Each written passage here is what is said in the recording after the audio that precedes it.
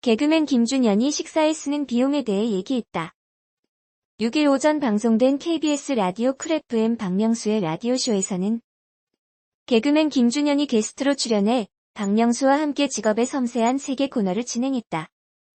이날 김준현은 평소 얼마를 버냐는 박명수의 질문에 저는 기본적으로 옛날부터 많이 벌든 적게 벌든 식비에 들어가는 비용이 굉장히 높았다라고 얘기해 눈길을 끌었다. 이어 음식을 많이 먹어서도 그런데 다른 곳에 돈 쓸 곳이 없다라며 이태원에 가면 큰 옷 시장이 있다. 명품 브랜드를 사 입고 싶어도 없다라고 말하기도 했다. 김준현은 어떤 식당에 가든 가격 안 보고 내가 먹고 싶은 것을 먹고 싶을 정도다라며 예를 들면 주위의 한우 등심으로 8명 정도 사줄 수 있을 정도라고 말해 웃음을 줬다. 개그 콘서트 4가지, 생활의 발견, 비상대책위원회 등에서 탁월한 연기력으로 주목을 받아왔던 김준현이 최고의 전성기를 맞고 있나 보다. 어제 방송된 김승호의 승승장구에서 선배 개그맨인 이수근의 수입에 관한 질문에 김준현이 얼떨결에 자신의 수입을 공개하게 되었는데 실수령 수입이 3억에 육박한다고? 안 그래도 요즘 굉장히 자주 보여 김준현이 출연하는 CF 광고를 대충 찾아보았다. 김준현의 유행어인 고래를 잘 활용한 고래밥 CF. 요즘 맨날 진리라고 외쳐대는 LG U+, LTE, TV 광고. 누레라는 고래의 변종을 히트시킨 페리오 46cm, 화이트 나우 광고. 아오홈의 함흥냉면 광고. 코코리 방지제 노스노 스프레이 광고. 카드파이트 뱅가드 광고. 여기에 라디오 멘트 광고 등등. 대충만 따져보아도 정말 실수입 3억은 충분히 받을 만한 활약을 보여주고 있었다. 거의 요즘의 김준현은 광고계의 블루칩이라고 해도 과언이 아니겠네 그려.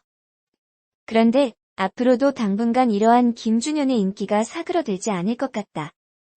왜냐하면 김준현은 잠깐 인기가 붙었다 꺼진 최유종이나 여타 개그맨과는 다른 특출한 재능을 가지고 있기 때문이다. 그것은 바로 탁월한 연기력. 개그 콘서트의 수장 서수민 PD가 김준호와 이대희의 연기력을 칭찬하면서 연기가 되는 개그맨이 많지 않다고 했는데 내가 볼 때 김준현의 연기력은 이미 이 둘을 뛰어넘는다. 이미 아역부터 조폭 역할, 군인 여자 동물까지 넘나들었고 여기에 4가지 코너에서 각각의 에피소드를 펼쳐나갈 때 보여지는 김준현의 연기력은 감탄을 자아낼 정도이다. 어쩜 그런 효과음과 슬랩스틱이 가능한 건지. 개그 콘서트를 이끌어 나가는 대세 개그맨이 여자가 신보라라면 남자는 단연코 김준현. 엄친아의 배경을 지니고 있지만 항상 노력을 잊지 않고 그의 실력을 시청자의 눈으로 직접 확인시켜주는 김준현. 앞으로도 그의 활약이 계속되었으면 좋겠다. 광고 20개 실수입 3억. 김준현 당신은 그것보다 훨씬 더 받아도 된다. 6일 오전 방송된 KBS 쿨 FM 박명수의 라디오쇼에는 김준현이 출연해 입담을 뽐냈다. 이날 방송에서 김준현은 직업의 섬세한 세계 코너의 고정 질문으로 한 달 수입에 대해 묻자 고깃값 비롯한 음식값이 제일 많이 든다. 등심 회식주 이외 가능하다라고 말했다. 이어 모든 회식이나 밥값은 보통 내가 낸다. 그래야 많이 먹을 수 있다라고 덧붙여 웃음을 자아냈다. 특히 김준현은 가장 뿌듯했던 순간이 있었다. 백종원 씨와 회식을 했다. 이날 고기는 내가 잘 구우니까 너한테는 내가 넘긴다라고 하는데 정말 뿌듯했다라고 언급해 폭소를 더했다. 한편 박명수의 라디오쇼는 매일 오전 11시에 방송된다. 김준현, 홍현희, 라비, 부승관까지 의외의 조합을 뭉친 4사람이 먹방부터 음악 퀴즈까지 흥겨운 시간을 보냈다.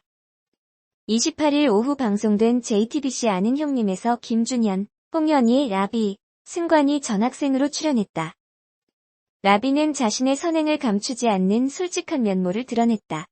라비는 자신의 차를 고장낸 젊은 커플에게 수리비를 받지 않았다. 하지만 라비는 해당 커플에게 보낸 메시지에서 자신임을 밝혀 의혹을 받았다. 라비는 솔직히 감춰지기 원하지 않았다고 말했다. 김준현은 태어났을 때부터 잘 먹었다고 말했다. 김준현은 잘 먹는 것도 유전이다라며 아버지, 할아버지도 그렇고 첫째, 둘째도 잘 먹는다. 첫째 딸이 내장탕을 먹었다고 말했다. 부승관은 광대뼈와 오리 궁둥이를 유전으로 물려받았다고 했다. 김준현은 남다른 음식 철학을 자랑했다. 김준현은 순대국과 냉면을 먹기 위해서 극한의 상황으로 자신으로 몰고 간다고 자랑했다. 김준현의 마지막 꿈은 장례식장에서 장례식 안 하고 돼지갈비집에서 먹고 빠이빠이하고 가는 것이다라며 조문객들도 다 돼지갈비 먹는 것이다. 내가 먼저 가면 마음껏 즐기고 마음껏 먹어달라고 주변에도 이야기했다고 말했다. 김준현은 강호동을 리스펙트했다. 김준현은 최근 강호동이 락기남에서 면치기를 하는 것을 보고 감탄했다. 김준현은 나도 호동이 먹는 것을 직관하고 싶었다고 요청했다. 마침내 강호동의 라면 먹방이 시작됐다.